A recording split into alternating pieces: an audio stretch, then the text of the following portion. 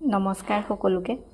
মই আজি বনাবলৈ লৈছোঁ এয়া ৰেচিপিটোৰ নামেই নাজানো, মই কি নাম দিম তাকে ভাবিছোঁ। ৰেচিপিৰ নামেই বিচাৰি পোৱা নাই। আপোনালোকে বাৰু ভিডিঅ'টো শেষলৈ চাই জনাবচোন ৰেচিপিটোৰ নাম কিনো দিম। এয়া আলু আৰু মই ডিম বইল কৰিছোঁ, কুকাৰত বনাম আজি মানে। আপোনালোকে চাই থাকিব বাৰু ভিডিঅ'টো।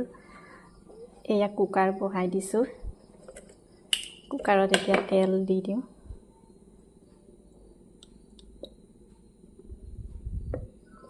তেল দি দিলোঁ। এতিয়া কণী আৰু এয়া আলুখিনি ভাজি ল'ব লাগিব। এই ৰেচিপিটোৰ নাম মোৰ মতে মই এলেহুৱা ৰেচিপি বুলিহে দিব লাগিব নেকি, তেনেকুৱাহে ভাবিছোঁ। আপোনালোকে ৰেচিপিটো চাই জনাব দেই, নামটো জনাবলৈ নাপাহৰিব। মোৰ মতে এলেহুৱা ৰেচিপিহে হ'ব নিচিনা লাগিছে। এয়া এনেকৈ কণী আৰু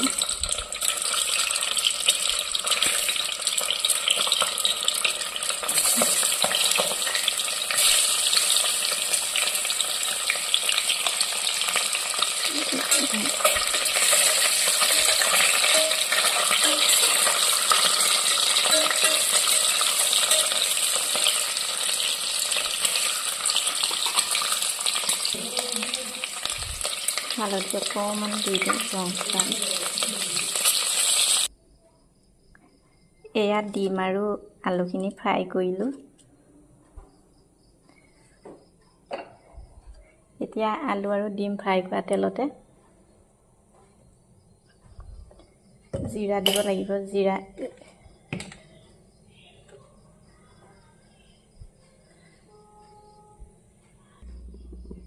এতিয়া গোটা জিৰা দি দিম। আপোনালোকে গোটা জিৰাটো অকণমান সৰহকৈ দিব, বেছিকৈ। এয়া আৰু বেলেগ পেকেট মছলা একো ইউজ নকৰোঁ, এই কাৰণে গোটা জিৰাটো অকণমান বেছিকৈ লাগিব। এতিয়া দিলোঁ পিঁয়াজ। পিঁয়াজ অকণো সৰহকৈ ল'ব আপোনালোকে। এয়া শুকান জলকীয়া এটা ভাঙি দি দিছোঁ।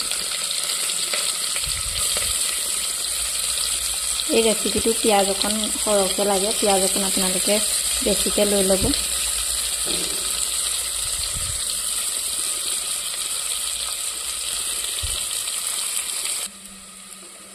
এতিয়া ইয়াত পিঁয়াজখিনি ৰঙচুৱা হৈছে। মই এতিয়া আদা নহৰু অকণ দি দিম ইয়াতে।